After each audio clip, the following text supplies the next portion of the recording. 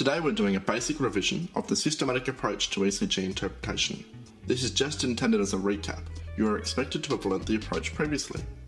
The ECG consists of a P, Q, R, S and T wave. The P wave represents the depolarisation of the atria and is the first positive deviation from the baseline. It should be less than 0.1 seconds in duration and less than 3 mm in amplitude. This should also be a positive deflection. The QRS complex represents the depolarisation of the ventricles. It should be between 0.04 and 0.12 seconds in duration. The Q wave, which is not always present, is the first negative deflection of the QRS complex, which is followed by an R wave.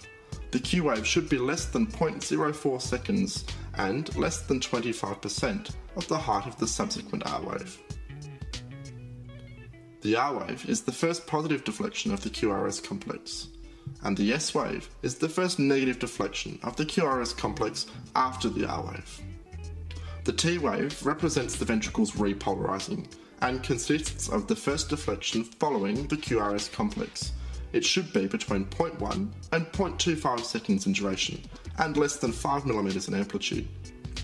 The interval between the onset of the P wave and the onset of the QRS complex is known as the PR interval, and this represents the time from the firing of the SA node to the firing of the AV node. It should be between 0.12 and 0.2 seconds and should indicate that the P wave is resulting in the QRS complex.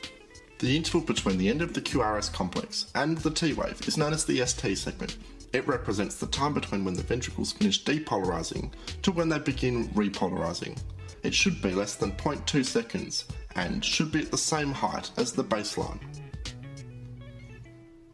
The systematic approach to interpreting an ECG is to examine the following 5 components: the rate and rhythm of the atria and the ventricles, the form of the P, Q and T waves, the PR interval, the ST segment and the QRS complex.